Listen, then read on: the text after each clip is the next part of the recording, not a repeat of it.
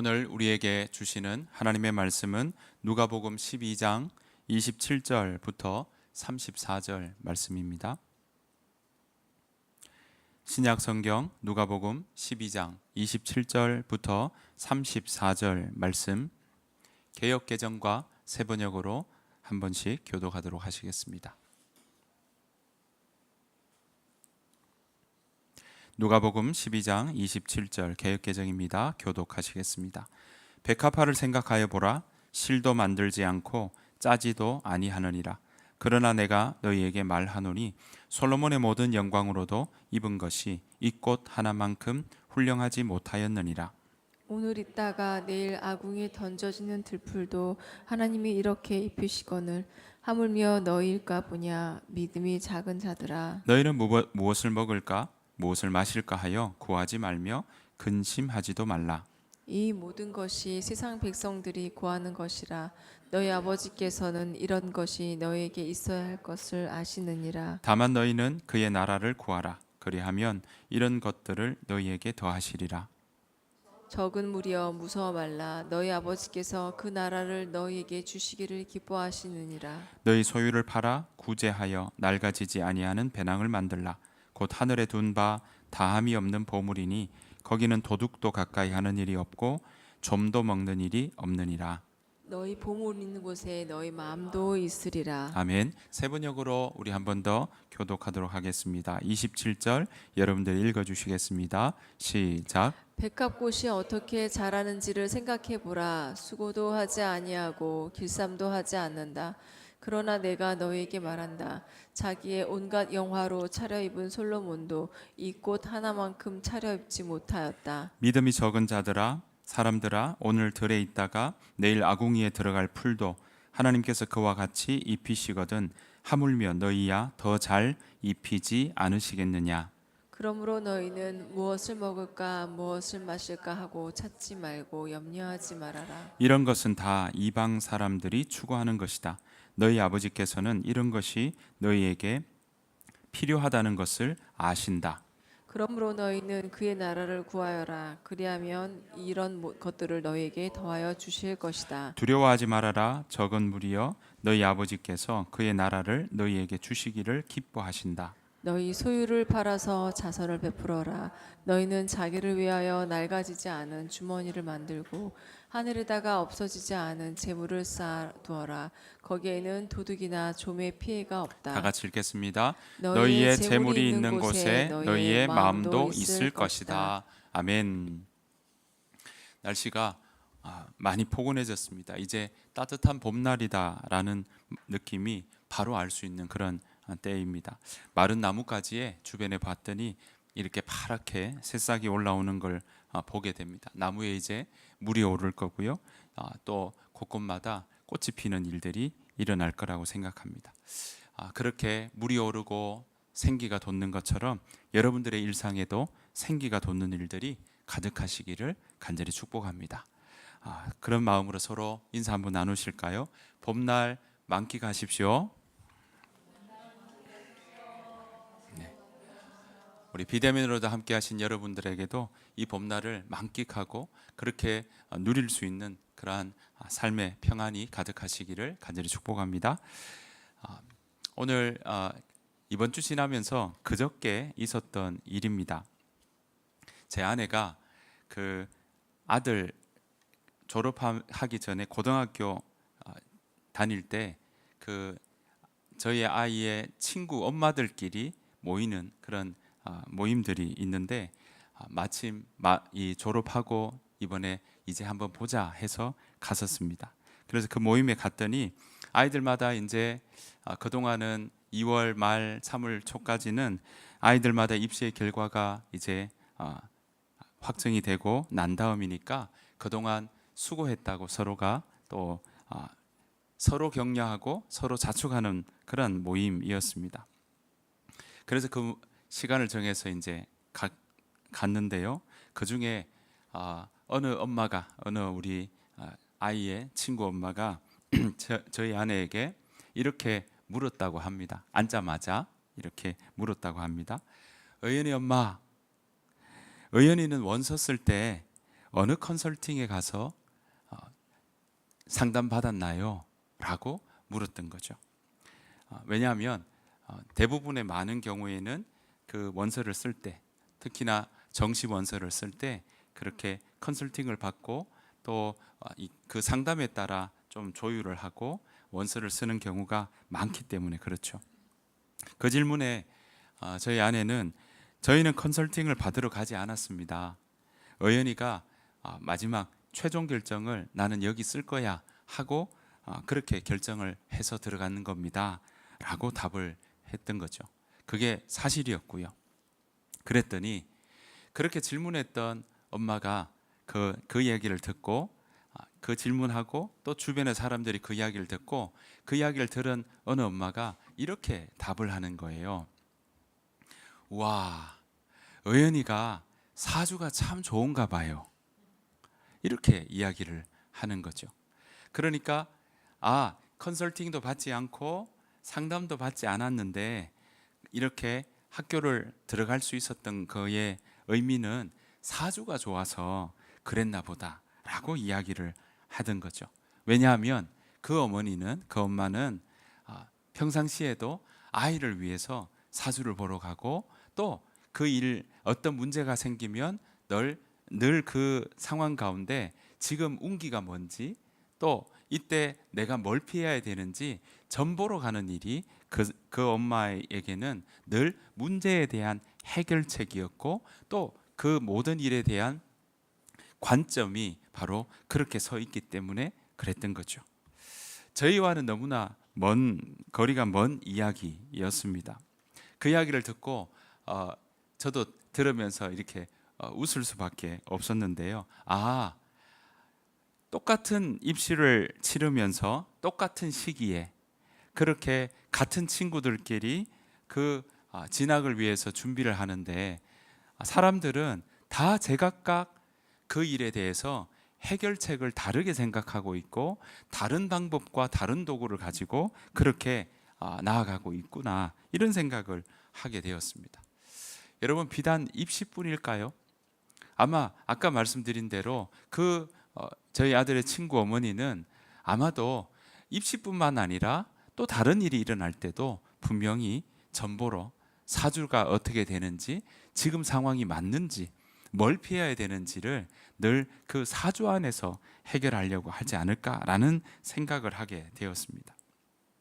그렇습니다. 우리는요 우리에게 다가온 많은 문제들을 우리는 각자가 똑같은 문제를 할지라도 우리는 그 문제를 어떻게 해결할까 하는 그 해결책과 돌파구를 각양각색의 자신에게 맞는 생각으로 그렇게 해결하려고 합니다. 그러니까 그 해결책은 그 돌파구는 다 서로가 각자 다른 거죠. 그렇게 다르지만 누구나 동일하게 그 밑에 있는 마음은 누구나 다 잘 살고 싶고 누구나 다 행복하게 이 땅 가운데서 살아가기를 원하던 그 마음은 동일할 거라고 생각합니다. 여러분 우리가 이 자본주의 사회에서 우리가 살아가는데 이 자본주의 사회에서 빼놓을 수 없는 것이 자본이지 않습니까? 그 중에 그 자본으로 대표되는 바로 돈일 거라고 생각합니다. 우리 돈은 빼놓을 수가 없는 자본주의 사회에서 통용되는 것이고 또 빼놓을 수 없는 그러한 해결책입니다. 오죽하면 우리가 뭘 선물로 할까 할 때도 이런 얘기 하지 않습니까? 뭐니 해도 머니다. 이런 얘기를 할 정도인 거죠. 우리가 돈에 관심이 없든 또는 관심이 있든 간에 누구나 영향을 받는 주제가 돈이라고 생각합니다. 또한 건강도 마찬가지겠죠. 그러니까 돈과 건강은 우리가 이 사회에서 살아가면서 누구나 관심이 있든 없든 간에 영향을 받고 그 영향에 따라 우리는 해결책을 마련하고 또 문제를 해결하려고 하고 또 어떻게 나아갈까를 고민하게 된다라는 것입니다. 신앙으로 살아간다라고 할 때도 우리 신앙으로 살아가는 사람들에게도 분명히 이 영향, 돈과 건강에 대한 부분들은 늘 필요하고 또 거기에 대한 생각들이 우리에게 늘 다가올 때가 있다라는 것입니다. 하지만 돈을 생각하는 방식은 조금씩 다르다는 거죠. 여러분 우리는 돈을 어떻게 보아야 할까요? 우리는 어떻게 생각해야 될까요? 자본주의 사회 속에서 하나님 나라의 백성으로 그렇게 믿음을 가지고 살아간다고 할 때 돈에 대해서 우리는 어떤 마음을 가지고 어떤 안목을 가지고 어떤 생각으로 우리가 받아들이고 나아가야 할까요? 오늘 함께 읽은 31절에서는 너희는 그의 나라와 그의 의를 구하라 그리하면 이것들을 너희에게 더하여 주실 것이라고 했으니까 하나님 나라를 구하면 다른 것들은 신경 쓰지 않아도 정말 괜찮은 걸까요? 우리가 그 의미를 그냥 단순하게 이 그의 나라와 그의 의를 구하면 이 땅에 우리가 다가오는 늘 일상에 마주치는 많은 문제들은 그냥 다 생각하지 않고 개의치 않고 그리고 소위 말하는 외면하고 무관심해도 괜찮냐라는 겁니다. 옛날에 곳곳에서 들었던 간증들 중에 이런 고백을 하는 경우가 있었습니다. 그런 간증을 들은 적이 있습니다. 그 간증의 내용은 이런 거였습니다. 집안이 어려워서 젊었을 때는 돈 때문에 참 고생도 하고 잘 먹지도 못하고 형편 때문에 그것 학비나 이런 부분에 늘 고민하는 그런 고민을 해본 적이 있다. 그래서 그런 고민이 있을 때마다 참 힘든 생활을 하게 되었는데 그런 어려운 고비 중에 하나님이 도우셔서 신앙으로 이겨나갔다라는 게 간증의 요지였습니다. 그러면서 그 다음에 이야기가 이런 이야기가 있었어요. 믿음으로 살아가기 때문에 어려운 고비에 신앙으로 이겨내었기 때문에 하나님만 믿고 나는 용기 있게 나아가고 있다. 이런 이야기를 하고 있는 거죠. 그런데 그까진 좋아요. 그런데 하나님을 믿기 때문에 나는 오늘 이 본문이 있지 않습니까? 그의 나라와 그의 의를 구하면 하나님이 이 모든 것 더하여 주신다고 했으니까 나는 내가 앞으로 나아갈 일에 뭐 돈에 개의치 않고 또 준비하는 마음 그거 하나님이 이미 다 더해 주실 거 때에 맞게 주실 거니까 적금 들고 보험 들고 하는 이런 것들 그거 너무 의지하지 않아도 됩니다. 나는 그거 의지하지 않을 겁니다. 이런 이야기들을 하는 경우를 듣게 되고요. 또 그거 드는 게 오히려 내 믿음이 약해지는 표현 아닌가라는 취지의 이야기를 듣는 경우도 있었습니다. 믿음을 가지고 나아가는 것을 강조하는 거라고 이해할 수도 있지만 한편으로는 돈을 가지는 것이 마치 믿음에 도움이 안 된다든지 또 미래를 준비하기 위해서 내가 그러한 보험을 들고 적금을 들고 또 여러 가지 그 돈을 잘 운용하는 부분에 대해서는 마치 그것이 믿음이 약하다는 논지를 가지고 이야기하는 그런 논지가 깔려 있다는 것을 제가 생각해 본 적이 있습니다. 여러분이 만약에 이런 간증을 들으신다면 그렇게 들었다면 여러분들은 어떻게 받아들이시고 생각하시나요? 고개를 갸우뚱하시면서 수긍하기 어렵다는 분도 계실 터이고 또 다른 면으로 생각하는 분도 계실지 모르겠습니다. 오늘 그런 의미에서 이 우리에게 떼놓을 수 없는 이 돈에 대한 문제 우리가 한번 성경을 통해서 살펴보기를 원합니다. 여러분 성경은 돈을 어떻게 이야기하고 있을까요? 여러분들은 어떻게 생각하고 있는데 그렇다면 성경은 돈을 어떻게 이야기하고 있을까요? 우리는 우선 많은 경우 어쩌면 여러분들이 들었던 내용 중에 돈에 대해서 부정적인 의미를 많이 들었을지도 모르겠습니다. 물론 돈에 대해서 부정적으로 이야기하는 구절이 없는 것이 아닙니다. 신약 성경에서 보면요, 곳곳에서 돈에 대해서 부정적으로 그렇게 부정적인 입장을 취하고 있는 구절들이 나오는 것이 맞습니다.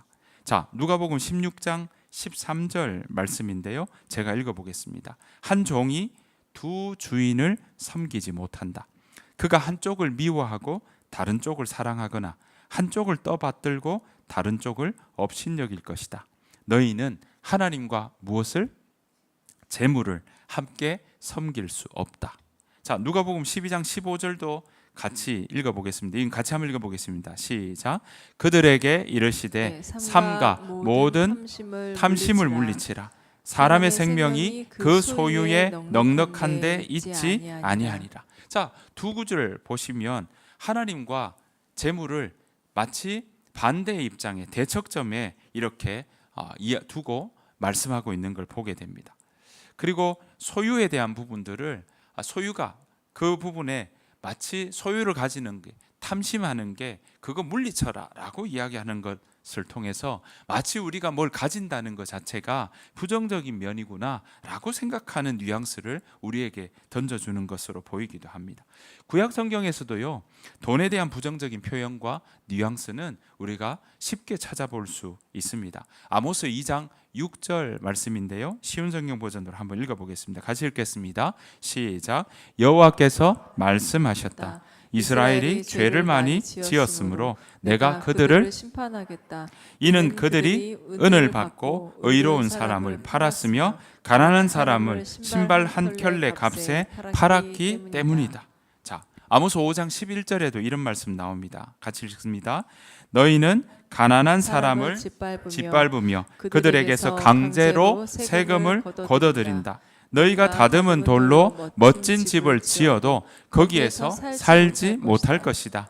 아름다운 포도밭을 만들어도 거기에서 너희는 포도주를 마시지 못할 것이다. 네. 아모스 선지자는 당대에 그렇게 있었던 사람들에게 이렇게 이야기하는 거죠. 돈이 사용되고 있는 상황이 사람을 억압하고 정의를 굽게 하고 있다라는 겁니다. 은을 가지고 오늘 보시는 것처럼 은을 받고 의로운 사람을 팔았다. 돈을 받고 매수당해서 재판을 어그러뜨리는 거죠. 그래서 요즘의 표현을 한다면 돈이 있으면 무죄고 돈이 없으면 유죄다라는 말처럼 그런 일들이 아모스 시대에도 있었다라는 겁니다. 게다가 보시면 가난한 사람을 한 켤레 값에 팔았다. 그러니까 돈을 주고 종으로 매매하는 일들이 있었다라는 것을 이야기하면서 그 돈을 받고 사고 파는 그 돈의 사용들을 지금 잘못되었다고 지적하고 있는 것입니다. 게다가 아모스 5장에 봤더니 뭐라 합니까? 강제로 세금을 걷어들인다.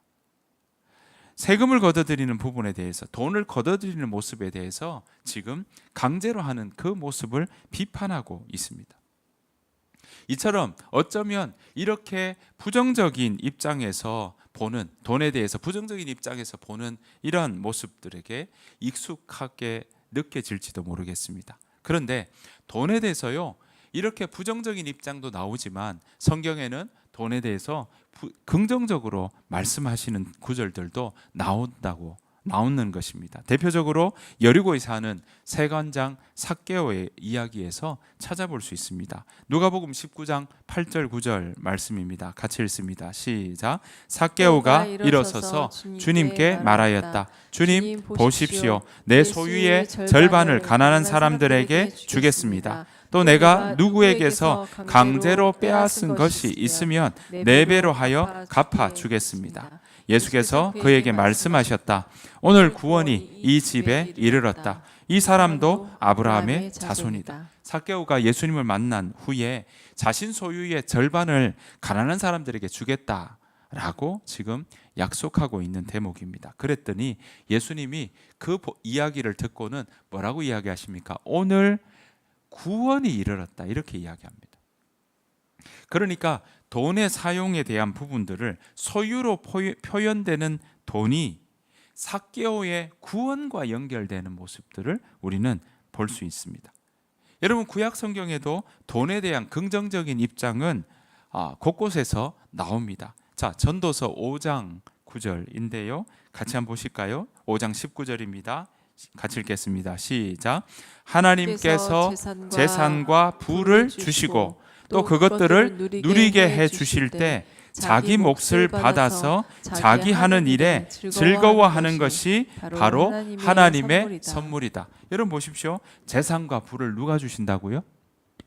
하나님이. 아까 우리 신약에서 부정적인 입장에서 할 때는 하나님과 재물을 겸하여 섬길 수 없다라고 이야기하는 대적점에 이야기하니까 재물이 왠지 부정적이라고 하는 마음이 들지 모르지만 오늘 보았더니 하나님께서 재산과 부를 주시고 게다가 그걸 누리게 해주시는데 그게 그래서 일에 즐거워하는 것, 그게 하나님의 뭐라고요? 선물이라고요. 자, 잠언 10장에는 어떻게 이야기합니까? 같이 읽겠습니다. 15절 시작. 부자의 재물은 그에게 안전한 성과 같지만 가난한 자의 빈궁은 그에게 파멸을 가져다 준다. 여러분 보십시오. 재물이 그에게 뭐라고요? 안전한 성과 같다. 다른 말로 지켜준다는 거죠. 보호해주는 그런 성과 같다라고 이야기합니다. 재산에 대해서 지금 터부시하는 게 아니라는 걸 우리는 볼 수 있습니다. 또 게다가 보십시오. 이 재물이 안전한 성과 같다. 그러니 오히려 지켜주는 거고 또 오히려 그 재물이 도움이 된다는 이야기들도 여기에서 나오고 있는 것입니다. 사랑하는 성도 여러분, 이처럼 돈에는요 긍정적인 부분도 있고 부정적인 면도 그렇게 보여주고 있습니다. 중요한 건 뭡니까? 돈이 여러분 지금 보신 것처럼 돈이 어떻게 쓰이느냐라는 겁니다. 버는 것도 너무나 중요하지만 어떻게 버느냐도 정말 중요하지만 더 중요한 것은 돈을 어떻게 쓰느냐, 내가 가진 재산이 어떻게 쓰이느냐라는 부분인 겁니다. 쓰는 부분에는 뭐가 들어갑니까? 그 사람의 가치관이 들어갑니다. 쓰는 일에는 그 사람의 기준이 들어가고요. 무엇이 소중한지 우선순위가 그 가운데 들어간다라는 것입니다. 그러니까 돈을 가진 사람이 어떻게 돈을 생각하고 있으며 그 재물을 사용하고 있느냐라는 겁니다. 어떤 사람들은 돈은 하나님이 내리시는 복이니까 돈이 많아지면 하나님이 나에게 복을 많이 내리시는 것이라고 그렇게 이해하고 받아들이는 경우가 있습니다. 여러분, 그런 마음으로 가졌던 사람이 바로 이 아모스서에 나왔던 그 시대 사람들의 모습이었습니다. 부자는요, 자꾸 더 부자가 되었던 거예요. 그래서 그 부를 가지고 오늘 보시는 것처럼 은을 받고 의인을 파는 일이 있었고요. 그리고 사람들이 호사스러운 일들을 많이 누리면서 오히려 가난한 사람들을 신 한 켤레 값을 받고 사고 파는 일들이 그 가운데 있었던 것입니다. 그러면서 자기들은 잘못했다고 느끼지 않았던 거죠. 왜냐하면 그들은 하나님 앞에 나아가서 성전에 나아가서 절기마다 제사 드리고 하나님 앞에 그렇게 예배 드리는 일들을 그들은 늘 했기 때문에 그렇죠. 그런데 일상 가운데 왔을 때는 말씀드린 것처럼 그 은을 받고 의인을 팔고 재판을 굽게 하고 도덕적으로 타락하는 일들이 많이 있었고 거기에 대해서 무덤덤했던 겁니다. 왜냐고요? 자기는 지금 부유하니까 부유한 것 자체가 하나님이 여전히 나를 돌보시고 나에게 은혜 베풀어 주신다고 생각했기 때문에 그렇습니다.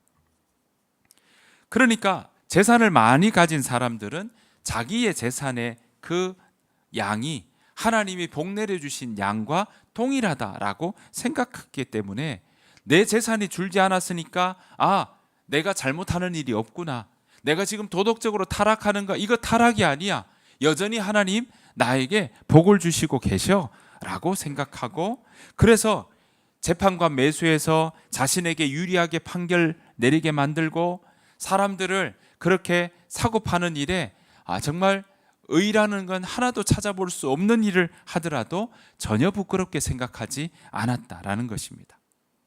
왜냐하면 자신에게 가진 재산이 많고 부자니까 그것 자체가 하나님이 주신 복의 표시라고 생각했던 겁니다. 하나님이 주신 복은 재산에 많고 많은 거에 이게 같이 연결되는구나 라고 생각했던 거죠. 그걸 동일한 등식으로 생각했던 것입니다. 여러분, 그러나 기억하십시오. 돈은요, 하나님께서 우리에게 내려주시는 복의 일부는 될 수 있으나 전부가 될 수는 없습니다. 재산이 많은 것 자체가 그것이 늘 하나님이 주시는 복 전부라고 생각하신다면 그것은 오해인 것입니다. 그것과는 분명히 구별되어야 되고 다르다는 것을, 그걸 재산의 많고 적음을 하나님이 주시는 복의 어떤 기준점으로 생각하신다면 여러분들의 기준은 늘 그게 흔들릴 수 있고 잘못된 기준점으로 나아갈 수 있다라는 사실을 여러분 기억하셔야 할 것입니다. 여러분, 오늘 돈은요, 성경은 이렇게 긍정적인 면도 부정적인 이야기도 입장도 그렇게 같이 이야기하고 있는데, 가만히 본다면 돈을 사용하는 그 사람이 그 돈을 어떻게 사용하느냐, 다른 말로 하면 돈을 어떤 마음가짐으로 바라보고 있느냐라는 것이 너무나 중요하다는 사실을 오늘 우리에게 가르쳐주고 있습니다. 그래서 돈을 사용하는 사람의 마음가짐만 잘하면 되는구나 생각한다면 이것도 부족한 점이 있습니다. 왜냐하면 여기서 주의할 것은요, 돈이 생명을 가진 건 분명히 아닌 건 맞습니다.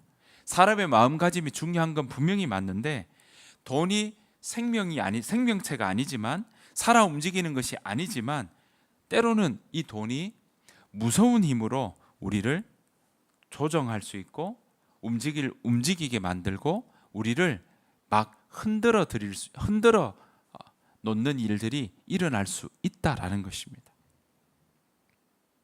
여러분, 돈이라는 단어의 어원을 보면 이 말이 충분히 이해가 됩니다. 돈이라는 단어의 어원이 두 가지 뜻이 나와요. 돈이라고 찾아보니까요, 너무 갈망하다 또는 색이 창백하다, 이 두 단어의 의미가 들어있더라는 거죠. 먼저 색이 창백하다 하니까 돈이 왜 색이 창백하지? 이렇게 이해할 수는 있습니다. 그렇게 생각해 볼 수 있는데요, 그 이유가 있습니다. 당시의 돈은 대부분 금화가 아니라 은화로 만들었습니다.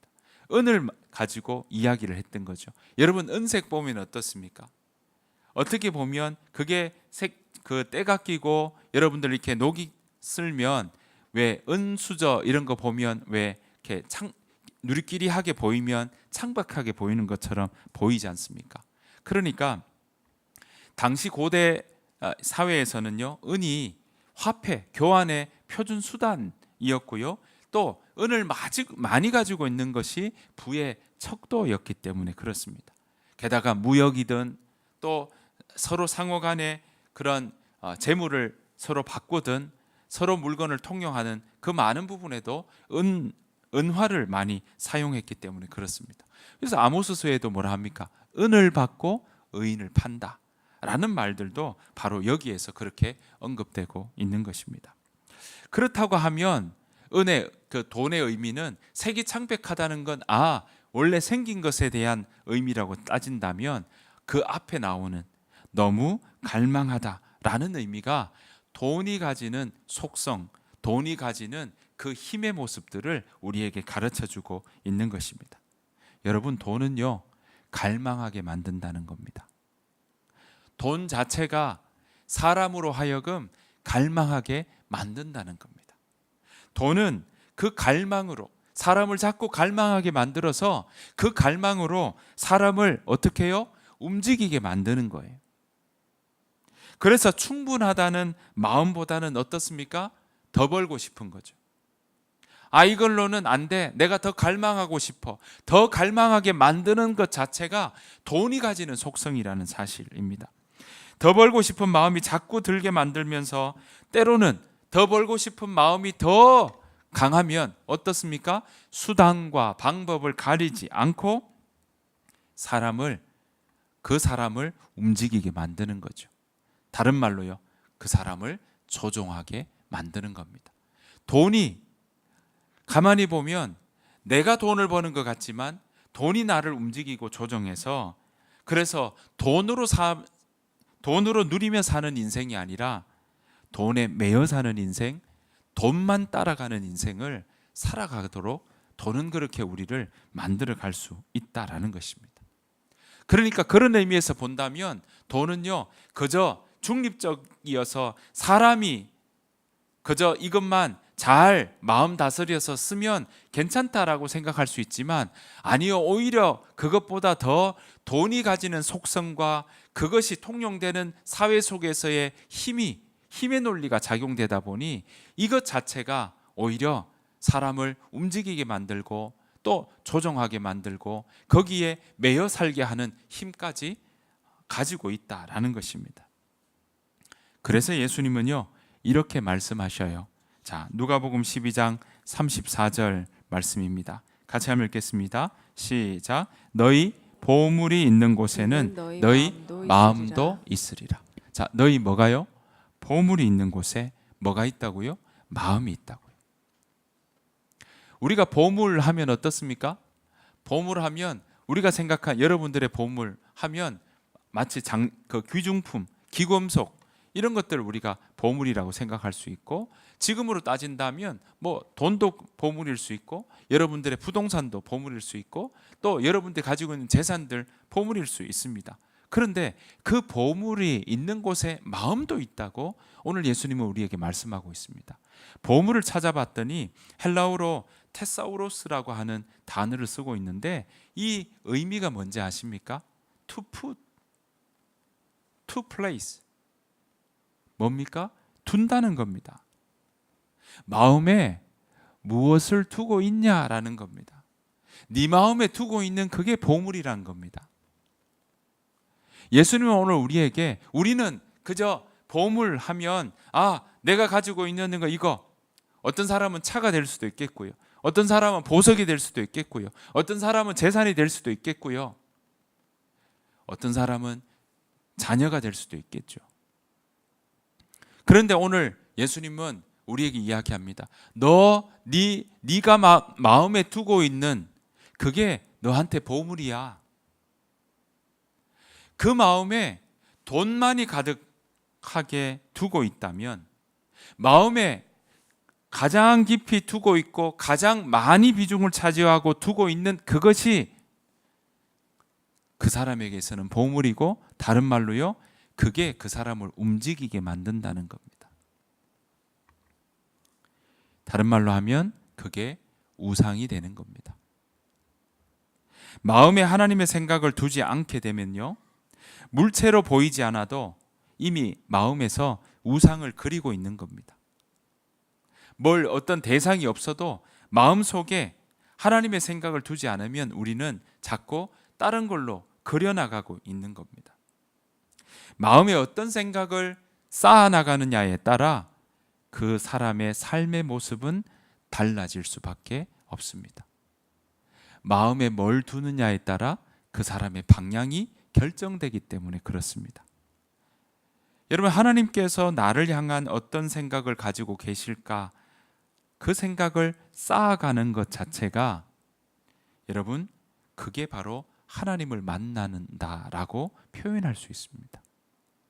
여러분 마음에 하나님을 향한 생각, 하나님의 생각이 무엇인지 우리가 생각해 보는 거, 하나님의 뜻이 무엇인지 생각해 보는 그것이 하나님을 만나는 자리가 되는 겁니다.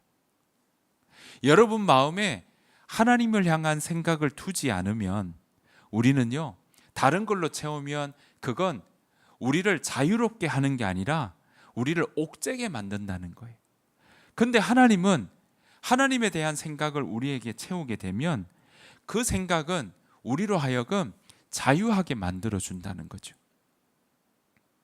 그래서 예수님이 뭐라고 이야기하십니까? 진리를 알지니 진리가 너희를 자유케 하리라. 하나님은요, 우리를 옥죄게 하지 않아요. 하나님에 대한 생각은 우리를 매이게 하지 않아요. 오히려 하나님의 생각이 우리 마음에 두게 되면, 하나님의 생각을 우리 마음에 두게 되면 그것이 우리의 삶의 보물이 되고 그것이 우리의 삶을 자유케 하는 자리로 나아가게 만들어 준다는 겁니다. 하지만 내 마음에 그것이 아니라 다른 것을 자꾸 두기 시작하면, 돈을 마음에 우리가 두고 있으면 돈은 우리를 자꾸 뭐하게 만들어요? 갈망하게 만들어요. 돈 자체의 속성이 원래 그러니까 돈은 자꾸 우리를 갈망하게 만들어요. 필요한 건 분명히 맞는데 필요를 넘어서서 더 갈망하게 만들어요. 그 갈망이 우리를 자꾸 매이게 만든다는 겁니다. 돈이 내 삶을 움직이고 또 내 삶을 이끄는 가장 중요한 요소가 되게 된다는 겁니다. 사랑하는 성도 여러분, 여러분의 마음에는 무엇을 두고 계십니까? 여러분들의 마음의 보물은 무엇입니까? 여러분 마음에 두고 있는 그거 무엇입니까? 바라옵기는 저와 여러분들의 마음에 하나님의 생각, 하나님의 뜻, 하나님의 말씀이 여러분 마음 가운데 자리 잡기를 간절히 축복합니다. 그래서 돈이 우상되지 않기를 바랍니다. 인간관계가 우상이 되지를 않기를 바랍니다. 명예와 권력이 여러분들을 옥죄지 않기를 바랍니다. 수많은 우상을 만드는 삶이 아니라 우리 마음에 둔 하나님의 생각 때문에 여러분들의 삶이 돈에 매여 사는 인생이 아니라 다스리며 사는 자유하는 인생이 되기를 원하고, 또 인간관계와 주변에 살아가는 여러분들의 일상이 하나님 안에서 자유하는 그러한 삶의 모습으로 살아가는 저와 여러분들의 삶이 되시기를 간절히 바랍니다. 이 봄날이 만끽한다. 그건요, 어디에 매이는 게 아니라 정말 충분하게 자유롭게 누리는 것 아니겠습니까? 봄날을 만끽하듯이, 그렇게 축복하셨듯이 여러분들의 마음이 정말 하나님의 생각 때문에 돈도 또 여러분들의 필요한 많은 것들이 어떻게 사용되고 또 매이는 것이 아니라 누리며 또 그것을 잘 다스리며 살아가는 그 많은 일들을 경험하며 살아가기를 간절히 축복합니다.